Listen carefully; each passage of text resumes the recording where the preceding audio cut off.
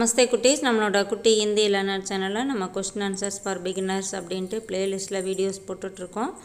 5th playlist இதில் பார்த்திங்கன்னா 3rd video இன்றைக்கி போட போகிறோம். இதில் என்னென்ன கொஸ்டின்ஸ் இருக்குது, எப்படியெல்லாம் ஆன்சர் பண்ணலாம் அப்படின்னு பாருங்கள். ஓகே, இப்போ இன்னைக்கு கொஸ்டின் பாருங்கள். क्या तुम मामा के घर जाना चाहती हो?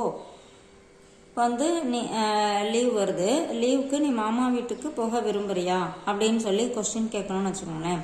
கியா என்ன, தும் நீ, மாமா கே கர் மாமாவினுடைய வீட்டிற்கு, ஜானா சாக்தி ஹோ செல்ல விரும்புகிறாயா? அதுக்கு ஆன்சர் பாருங்க. ஹா மாஜி, ஆமாமா அப்படின்னு சொல்லி ஆன்சர் சொல்லியிருக்காங்க. இப்போ இதே இங்கே ஒரு கேர்ள் கிட்ட கேட்குற மாதிரி இருக்கு. क्या तुम मामा के घर जाना चाहती हो அப்படின்னு இதே ஒரு பையன்கிட்ட இந்த கொஸ்டின் கேட்குற மாதிரி இருந்துச்சு அப்படின்னா क्या तुम मामा के घर जाना चाहते हो அப்படின்னு வரணும்.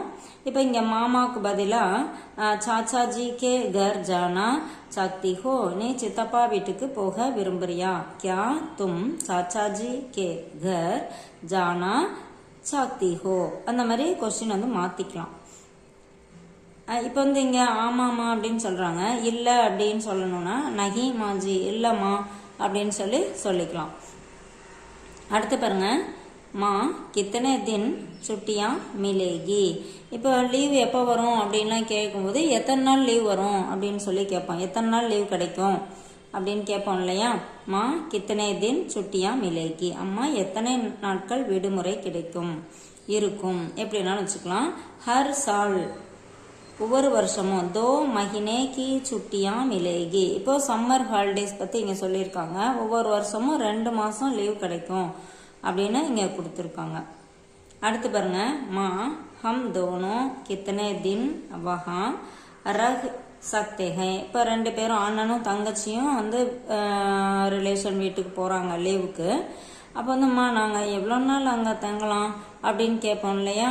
அப்படிதான் அந்த கொஸ்டின் பாருங்க. மா அம்மா, ஹம் தோனும் நாங்கள் 2 பேரும், கித்தனை தின் எத்தனை நாட்கள், வஹா அங்கே, ரகு சக்தேகை இருக்க முடியும், நாங்கள் எத்தனை நாளைக்கு அங்கே இருக்கலாம், 10 நாள் இருக்கட்டுமா, எத்தனை நாள் நாங்கள் இருக்கட்டும் அங்கே அப்படின்னு கேட்போம் இல்லையா?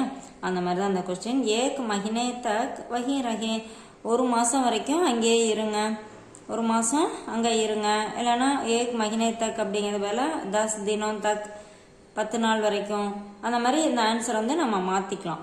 இந்த மாதிரி கொஸ்டின் ஆன்சர் எல்லாமே நம்ம மாற்றி கிரியேட் பண்ணி எழுதணும்னா அதே மாதிரி ப்ராக்டிஸ் பண்ணி பார்த்தோம்னா லாங்குவேஜ் ஈஸியாக கற்றுக்கலாம். தேங்க்யூ.